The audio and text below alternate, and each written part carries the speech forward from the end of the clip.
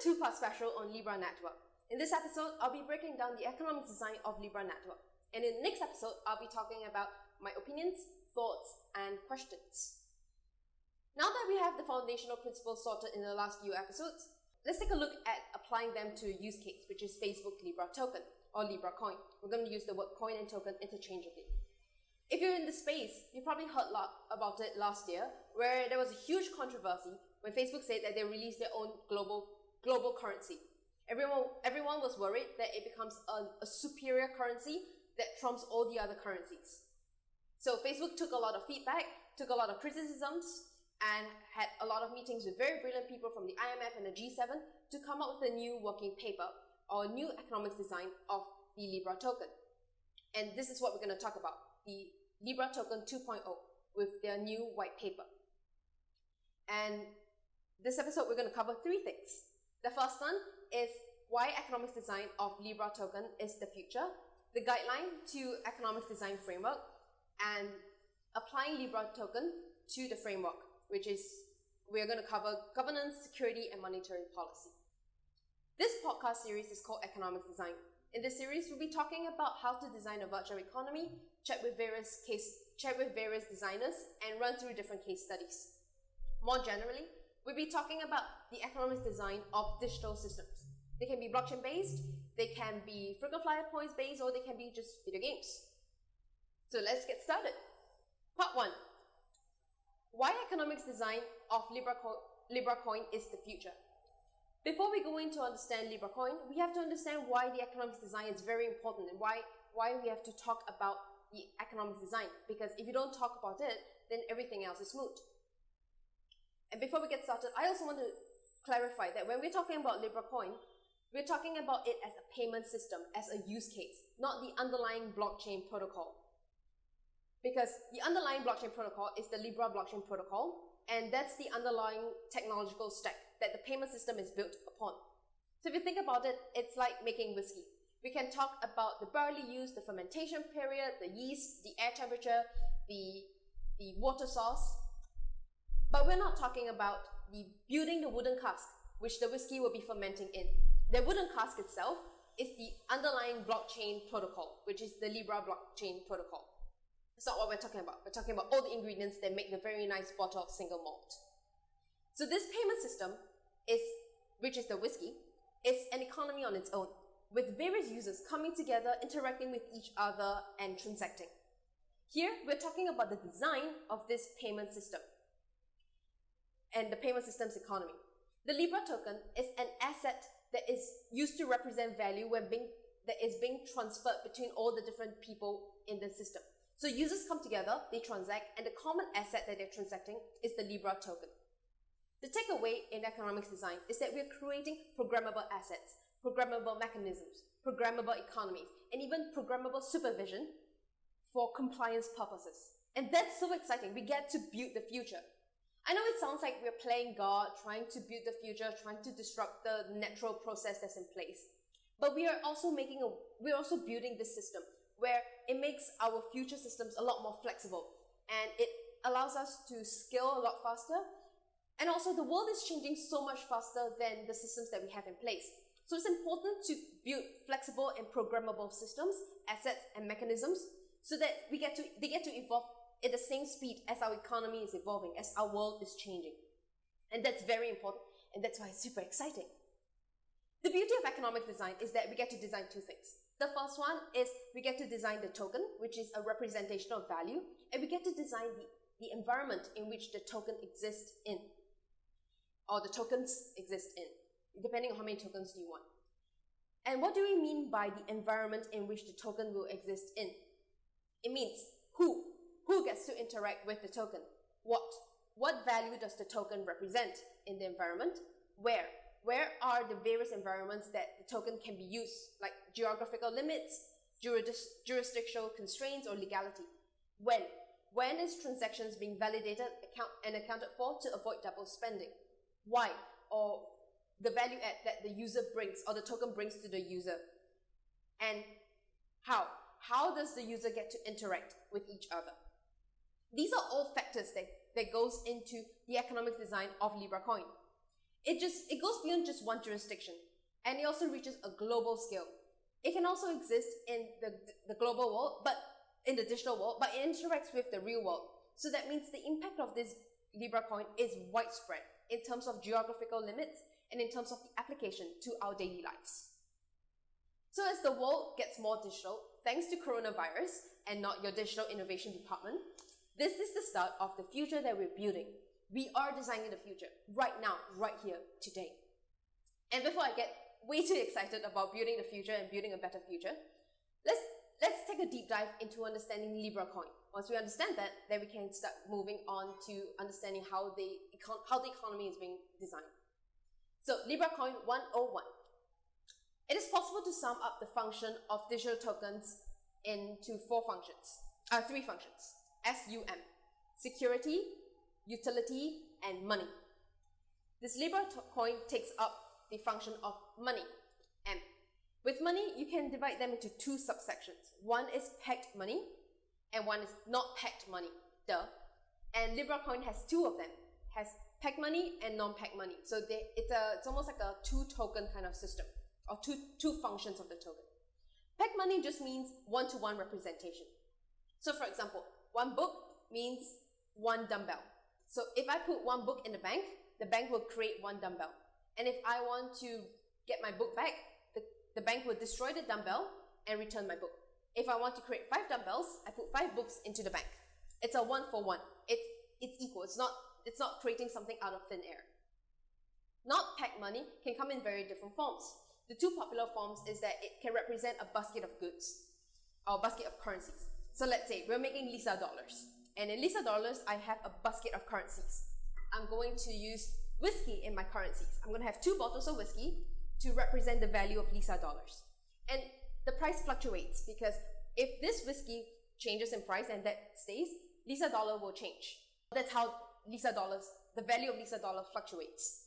And this is evident in the real world, which is Singapore dollars. Singapore dollars is pegged to a basket of currencies. I don't know the specific makeup, but it includes all the major currencies like USD, GBP, EUR, CHF, JPY, and a few other currencies. So in the same way, Lisa dollars will be made up of a few different bottles of whiskey. The other common way of developing or defining value for money is that money has value on its own. So let's say now everyone believes that Lisa dollars is the new USD and everyone just trades in Lisa dollars. Nobody cares about USD anymore. There's a market for it, there's a supply for it, there's a demand for it, and that's how value is created. It sounds like creating money out of nothing to some people, and yeah, in simple words, that is it. You create money out of nothing. There is a bit more complication at the back end, but in the idea, that is it. It fluctuates a bit more because there's a lot more speculation involved, there's a lot more complicated structures behind that you don't see. And in the real world, that will be the case study of USD. In Libra network, you have 2 types of these coins. The pegged money that is pegged to major currencies like USD, GBP, EUR. 1 Libra USD equals 1 actual USD.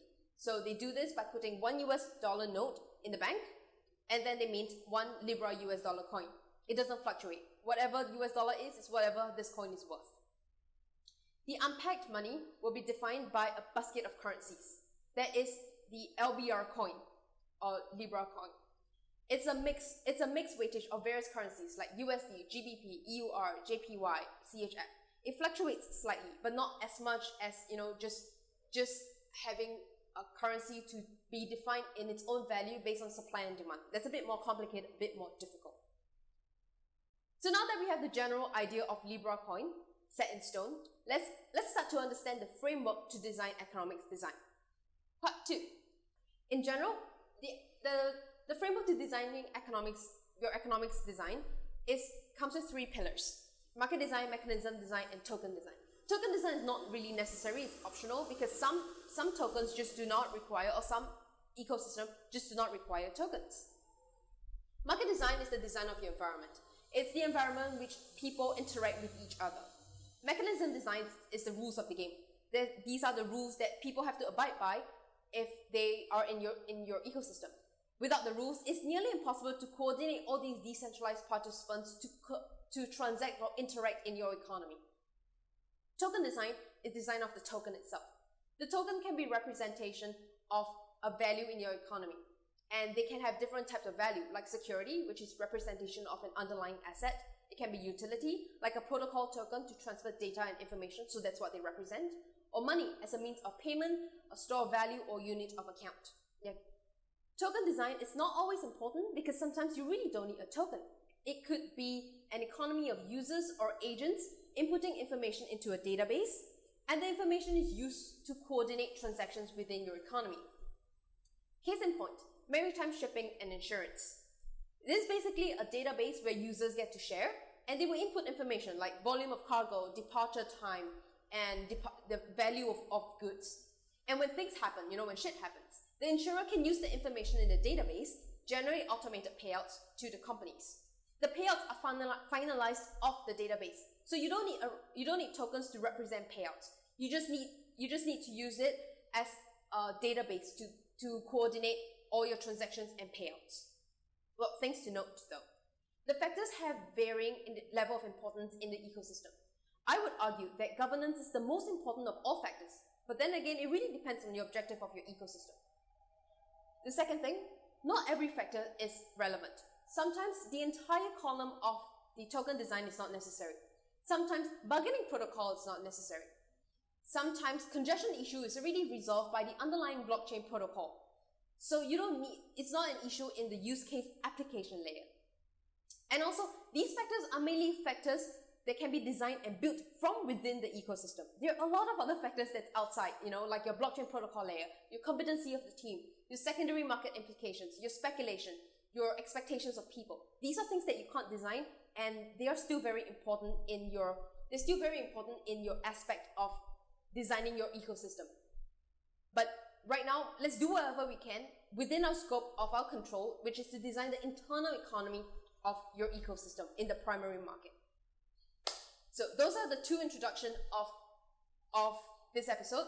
Now we're going to get a bit more technical, a bit deeper, and I hope you're prepared. So part 3, economic design of Libra network. Before we begin designing anything, the first step is to define the objective of the entire ecosystem. Like in calculus, you need to know your first order conditions so you know what you're optimizing. Otherwise, you can design anything, you can optimize anything, and it just doesn't make any sense. So it's kind of like in life. You have to know what your purpose of living is, then you design your life towards that objective, towards that purpose that you want to achieve. In the same way, we are designing the objective that this ecosystem wants to create, this network wants to create. Then we design the rules around it, the environment around it. We design the infrastructure, the ecosystem and economy around it. The objective of this Libracoin or Libra network is to support global cross-border exchanges. How? Through stabilization of currency and value preservation. Its objective is not monetary sovereignty as a global currency to replace the USD. It is not. It's just to facilitate cross-border payment. Now, that's the overall objective. The economics design objective is more structured. It is to build trust in an efficient payment method. These are very important because we're going to link them back later down in the episode. So this is now something much more concrete to work with. And let's get started. Part 1, market design. Market design is the design of the environment so that people can interact with each other. Libra, being part of Facebook, has that design in 2 layers. The end user layer and the association layer. In the end user, it's Facebook account holders, that's 1.7 billion of them. These people are regular people like you and me, and we use Libracoin to be sending money abroad, to be doing our day-to-day spending, or to be buying ads or whatever. For the association, that's a much higher level. It's the behind-the-scenes kind of people. They are type of governance, various types of regulations or compliance, users, validators, and all these different hierarchy of people. This is defined with the partnerships of companies in the Libra network. Market design has 3 factors: thickness, reduction in congestion, and safety. Let's start with thickness. Thickness just means how dense the population is, so that people can interact with each other easily. If you put it in the perspective of whatever pandemic that's going on right now, the more dense the network, the easier the spread of the virus. We want the whole population to be less dense, so people are staying at home, avoiding interaction, so that the spread of virus will be less. Now, think of the spread in a good way. As in, we want to increase the use case of something. So we want to increase the spread, we need the network to be more dense. We need people to be closer with each other. We need more interaction to occur so that people can transact easily with each other. It could be transacting the virus, which is the good use case. So, 1. Currency. Libra does it with having a single currency for domestic use case and multi-currency LBR coin as a common denominator currency for cross-border transactions. It is then converted to local currency to spend. And instead of finding liquidity in a common asset to enable cross-currency transactions, Libra facilitates that with the LBR coin, in the same way where Bancor uses the Bancor token to facilitate transactions in the decentralized exchanges. Second, intermediaries. Having the LBR coin and to enable the ease of exchange is not enough. It is important to have a network of resellers and exchanges to buy and sell the coins. People like the money exchange shops on the streets, market makers, OTC desks. There's enough demand and supply in the network that people can transact easily. There's always people buying and selling. And people don't have to worry about not finding a market where they cannot trade these currencies in. 3. Participants. For the end user participants, Facebook brings enough network effects that it's good to go. They don't need to start advertising to get people to join. They have enough just to get going. For the association level though, Libra has different types of participants, like subsidiaries, members of the association, service providers, market makers, wallet users. These create a dense network to enable trading and transaction of the coins that is beyond just end users. 4. Standardization of database structure. At the end of the day, blockchain is a database that cannot be edited. Honestly, simply put. And one way to encourage the network users is to standardize the database structure. Imagine if everyone in the world spoke the same language. Life would be so easy, right? You can just speak to anyone that you want to speak with. Currently, each company's system speaks a slightly different language, so it's quite difficult for the networks to speak to each other. With Libra, what it is trying to do is to create a common language for a database that company systems are speaking with and can speak with. And what's the benefit of this? It lowers the cost of compliance because you don't need 100 regulators for 100 different systems. It means that smaller firms can join the network, and it increases the thickness of the network because now smaller firms can join. It's not just the big rich companies that can join. Since Libra is building its own blockchain protocol, this congestion issue is resolved in the protocol layer, and you can read the tech paper if you're interested. Also, since this is a permissioned blockchain, it has much less issues to deal with. On the payment systems level though, Libra reduces congestion by having more dealers, exchanges, and market makers so people can liquidate or transact anytime they want, anywhere. In this way, it is also decentralized because there is no one centralized exchange or one main exchange or one main market maker governing the LBR coins. Also, because things are more digital, we get to program more mechanisms. Remember I talked about programmable mechanisms? So we can have automation at the protocol layer for compliance control, like sanction addresses, jurisdictions, monetary limits, and all these kind of stuff. So it can automatically limit and reduce transactions with all these automation in place. And lastly, in market design is safety. There are a few pretty good safety aspects that Libra Network has created. 1. The entire purpose of having more dealers, exchanges, and market makers is to ensure to the end users that they can convert their LBR coins to their local currency. This is a very important step because the objective of the Libra network is to enable cross-border payments, not monetary sovereignty. And I told you that setting the objective is very important because it impacts our design. In the physical world, we have fractional banking, and that means when we put money in our bank lends a fraction of the money out. That's good because it creates money and it allows the economy to grow and expand with just limited money supply. But it's bad when shit happens and everybody runs to the bank to take the money out, and banks have no money. Banks have nowhere to go find their money, and they don't have money to return to each other so quickly. Libra is 100% backed by coins in circulation. They're usually equally collateralized or over-collateralized. So with the pegged coin, 1 USD in the bank means 1 Libra USD token being minted. And 1 USD token being burnt means 1 USD is being taken out of the bank. The similar concept is also used in LBR token. Once again, This design factor is due to the objective of the cross-border payment solution and not monetary sovereignty. That means Libra is not using Libra LBR coins to create a multiplier effect to grow the economy. And this is just another form of money. And because Libra's objective is not that, they are not adding that into the design. And that's why setting your design objective is super important. And then there's KYC, AML, and compliance programs for all participants to follow. There's a written agreement with the market makers, which I assume is legally binding. And there's a high level of due diligence at every level. Again, that's because the objective is to build trust in the network. And one way to build trust is to have compliance and KYC, AMLs, and written agreements. 4, there is cross-border solution in place already. But they're only usually available to users with bank accounts. So one of the goals of Libra is to help the unbanked get access to funds. Think about someone going abroad to work and then sending their money back to the family. The family doesn't have a bank account, so how can they receive money and how can they spend that money? So here's where Libra hopes to solve their problem. So the solution is to have transaction limit and max address balance on unhosted wallet addresses. These wallet addresses are basically your bank accounts with Facebook. Lastly, given that a single company can play many roles like market maker, member of association, a custodian wallet, the misconduct or moral hazard can be amplified. So this is done by having varying level of governance and participation and varying governance access, and also to increase the skin in the game for entities to join by asking them to pay quite a hefty sum of money. This is not perfect, for sure, and the system can still be rigged by the wealthy. But this solution is to reduce the chances of this kind of moral hazards by increasing skin in the game. When people have too much to lose, they will think twice about their actions. So we hope that they're governed by their morality, where they will behave properly. Part 2, mechanism design. Mechanism design is designing the rules of the game.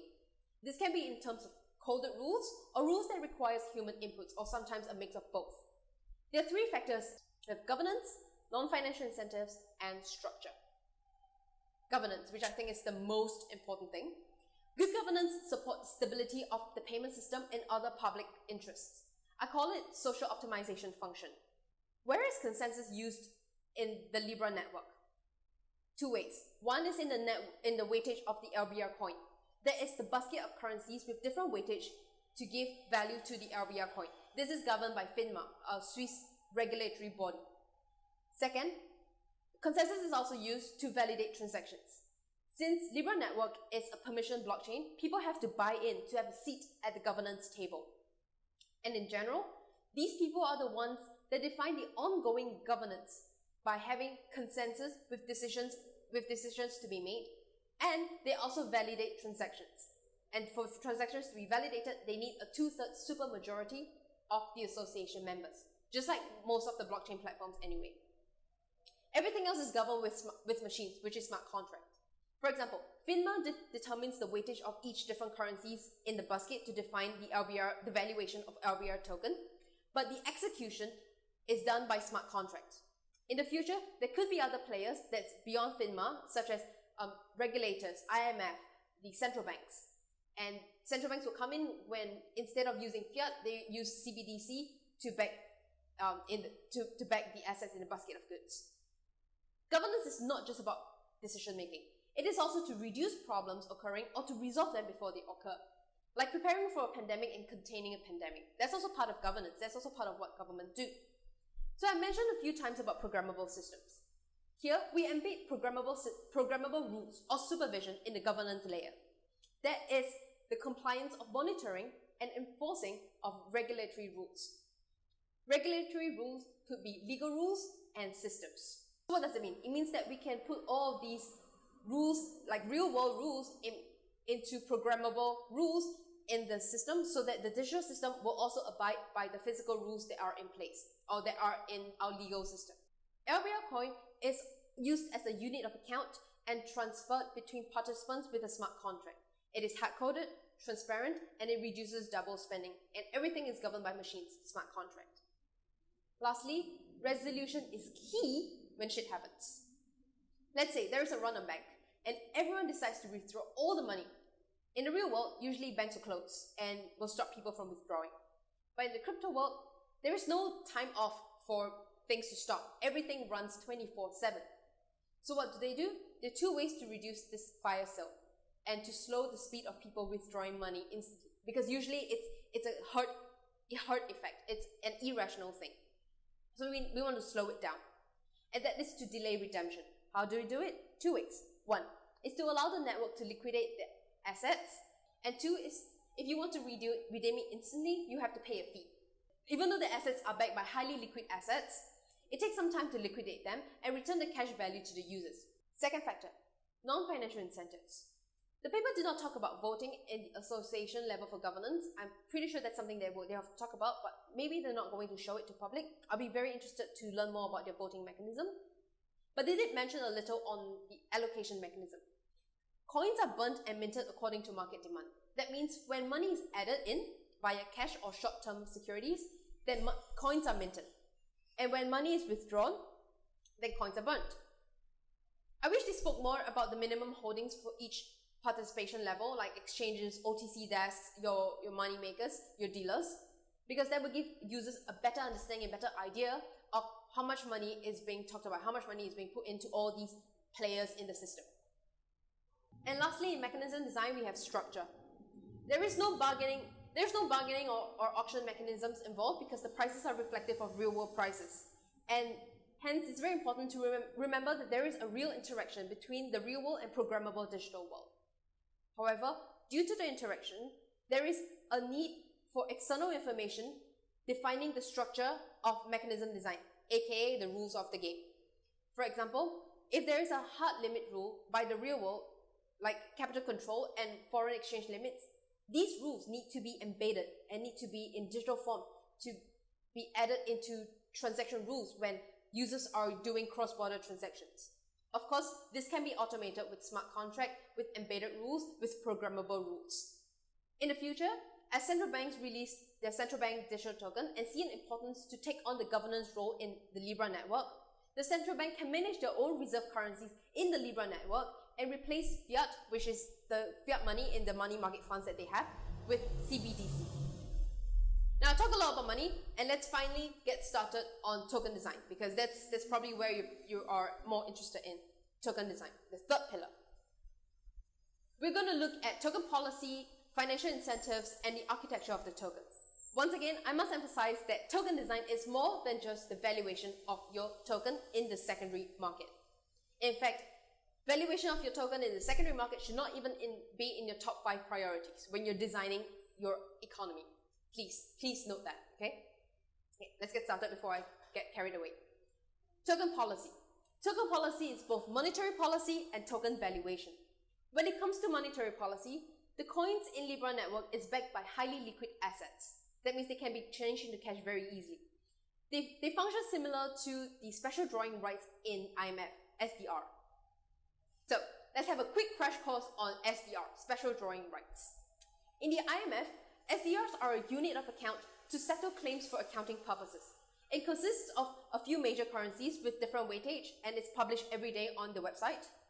Each country in the IMF has some SDRs, and they can use it to trade with each other, to exchange for foreign currencies, to repay debts, or to settle some accounting issues.